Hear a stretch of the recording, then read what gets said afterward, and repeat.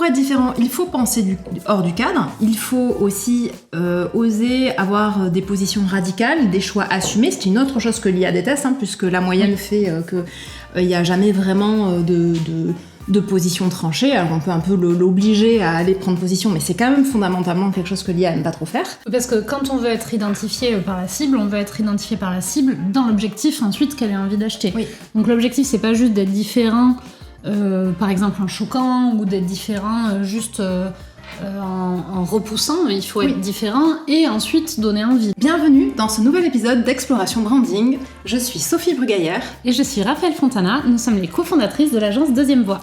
Et aujourd'hui, nous allons vous expliquer pourquoi faire votre stratégie de marque avec l'IA va tuer votre marque. Et déjà, avant de vous expliquer pourquoi, on va parler un petit peu du fonctionnement de l'IA. Puisque c'est la raison pour laquelle ça va tuer votre marque, ça vient de manière inhérente du fonctionnement de l'IA. Et en fait, les IA génératives qu'on utilise tous aujourd'hui, que ce soit, peu importe ce que vous utilisez, ChatGPT, Claude, voilà, tous les Gemini. Quand on dit générative, justement, c'est parce qu'elle génère des suites de mots. C'est même pas des suites de mots, c'est des suites de tokens, en fait. Donc, c'est des suites de caractères. D'après des probabilités statistiques. Donc toutes ces IA ont des corpus de texte très importants, souvent trouvés sur internet, qui leur ont été fournis. Et donc elles savent statistiquement quelles sont les probabilités que tel mot s'enchaîne. Je me suis fait attaquer par une mouche, pardon. Quels mots vont s'enchaîner pour répondre à une question.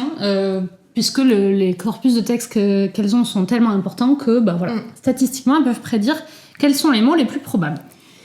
La conséquence de ça, c'est que l'IA est incapable de générer une idée originale ou d'être créative, d'être vraiment créative dans le sens créer quelque chose de nouveau qui n'avait jamais été pensé, jamais imaginé. C'est fondamentalement impossible avec ce système que tu viens de décrire.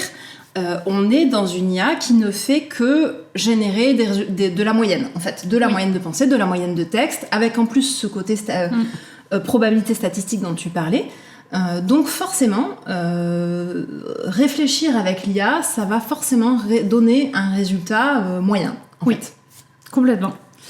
Et ça, c'est vraiment un problème quand on fait de la stratégie. C'est pas un problème pour tout, mais quand on fait de la stratégie, c'est vraiment un problème, puisque de la stratégie de marque, plus spécifiquement, puisque tout l'objectif d'une stratégie de marque, c'est d'être identifié par sa cible. C'est la première chose qu'une marque doit faire, c'est que sa cible, et même tout le monde en fait, mais plus spécifiquement votre cible, sache que vous existez. Sans ça, il y a rien qui se passe, on peut pas commencer à exister avant qu'on soit identifié. Et donc, comment on fait ça ? C'est la première étape de toute stratégie de marque, c'est en se différenciant, en étant différent. Oui. Ce qui veut dire qu'il faut penser hors du cadre, parce que forcément, être différent, ça nécessite de ne pas être comme tout le monde. C'est un peu merci Captain Obvious, mais parfois c'est bien de redire un peu les évidences. Et là, vous nous voyez venir, du coup, pourquoi c'est un problème avec l'IA. Parce que, donc, pour être différent, il faut penser hors du cadre. Il faut aussi oser avoir des positions radicales, des choix assumés. C'est une autre chose que l'IA déteste, puisque la moyenne fait qu'il n'y a jamais vraiment de position tranchée. Alors, on peut un peu l'obliger à aller prendre position, mais c'est quand même fondamentalement quelque chose que l'IA n'aime pas trop faire. Donc, ça va complètement à l'encontre de ce qu'il faut faire quand on essaye de se différencier. Qui est donc de penser hors du cadre et de faire des choix radicaux. Mais alors du coup, comment on fait ça ? Comment on fait pour avoir... pas avec l'IA. Pas avec l'IA, certes, mais aussi en comprenant les mécanismes de la psychologie humaine, en fait. Donc c'est vraiment aller comprendre les humains pour comprendre les mécanismes qui sont à l'œuvre au moment où ils envisagent d'acheter. Si je le dis de manière très concrète, c'est-à-dire comprendre ce qui fait profondément que votre cible a envie d'acheter votre produit. Et là, je parle pas des caractéristiques techniques, je parle vraiment de ce qui se passe à l'intérieur de la personne, donc ses pensées, ses émotions, toute sa psychologie. Oui, parce que quand on veut être identifié par la cible, on veut être identifié par la cible dans l'objectif ensuite qu'elle a envie d'acheter. Donc l'objectif, c'est pas juste d'être différent, par exemple en choquant, ou d'être différent juste... en repoussant, il faut être différent et ensuite donner envie. Donc et ça, on le fait. Ce qui nécessite d'avoir un peu cette compréhension fine de la psychologie. Exactement. Complètement. Et ça pose un problème. Et du coup, c'est une deuxième raison pour laquelle travailler avec l'IA pour faire sa stratégie de marque, c'est pas une bonne idée, parce que au-delà de ne pas être capable de générer des idées nouvelles, puisqu'elle génère des choses moyennes, par définition, l'IA n'étant pas un humain, elle ne comprend pas les humains.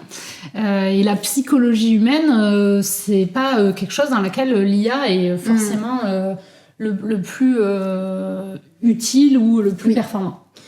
En tout cas, pas de manière fine. Pas de manière fine, parce qu'en fait, l'IA va savoir sortir des concepts génériques, théoriques, mais va jamais savoir vraiment adapter ça à des vraies personnes, avec un vrai produit, dans un vrai contexte de marché, donc ça va toujours rester vraiment en surface, au final.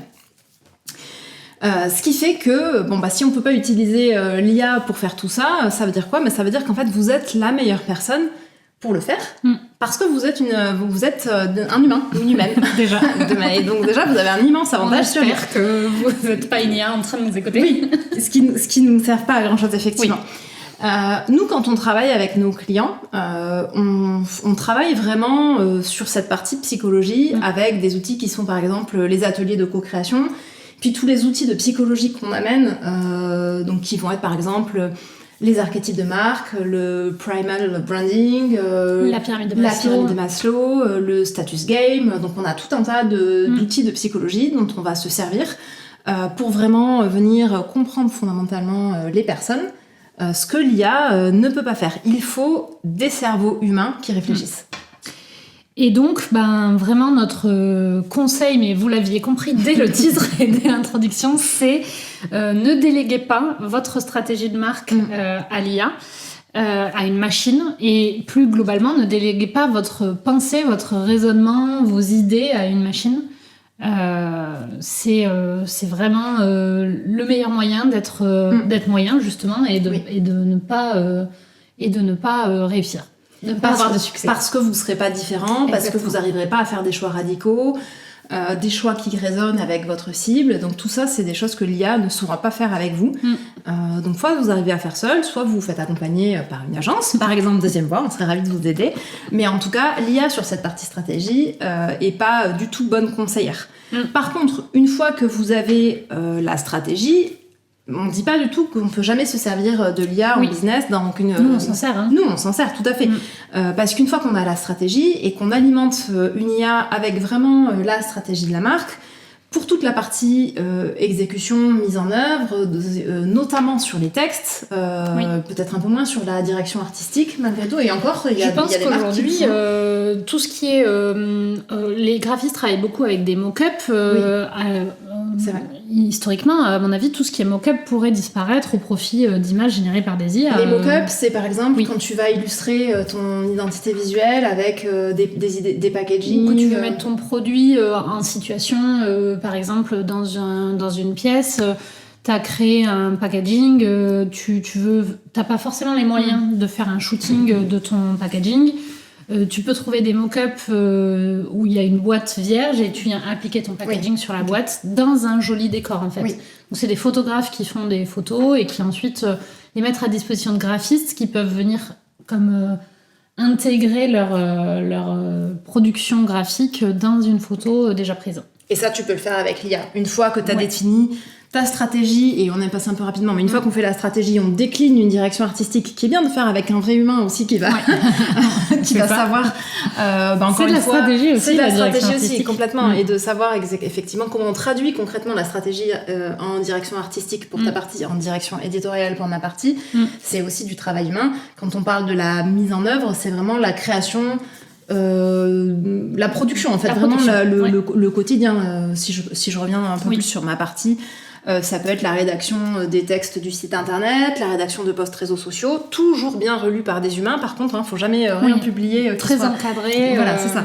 Mais ce qui est vrai, c'est que une fois qu'on a alimenté l'IA avec tout le travail qui a été fait sur la stratégie, la réflexion humaine derrière, les résultats que l'IA va savoir sortir vont être beaucoup mieux. Et nous, effectivement, comme tu disais, on s'en sert pour l'agence. aussi pour nos clients, mais toujours de manière très encadrée, parce qu'on fournit beaucoup de data en entrée et qu'on fait aussi beaucoup de relectures, de retouches derrière. Oui. Et le résultat est top. Et c'est vrai que ça fait gagner du temps. Oui. Ça permet de multiplier notamment les posts sur les réseaux sociaux, etc. Mais ça fait gagner de l'argent aussi. Ça fait gagner de l'argent, du coup, effectivement, parce que si soit on fait soi-même, soit on délègue. Donc ça permet de gagner. Donc on ne dit pas du tout qu'il ne faut jamais se servir de l'IA. Par contre, pas pour la partie stratégie. Stratégie. Ouais, exactement. Qui est notre conclusion, au final. Oui. On vous a fait un petit slogan à retenir. Réfléchir entre humains, produire avec l'IA. Oui. alors maintenant, il faut le mettre sur l'affiche. Oui. Alors quand je l'avais écrit, je m'étais pas dit que c'était un slogan, parce que moi j'aime bien quand les slogans ils riment, mais là je ne sais pas si ça rime pas. Non, ça rime pas. Et il n'y a pas vraiment de... Mais bon, c'est quand même l'essence de l'idée, c'est quand même ça.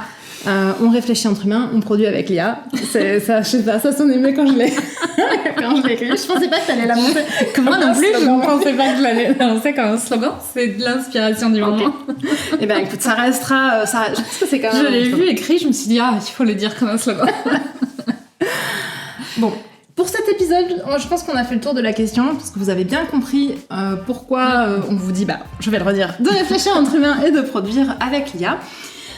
Si plus globalement vous êtes dans des réflexions de stratégie de marque, que vous êtes en train de vous demander quelles sont vos prochaines étapes, quelle est votre prochaine direction, on a créé un test de diagnostic. On vous met le lien en bas dans la description de l'épisode.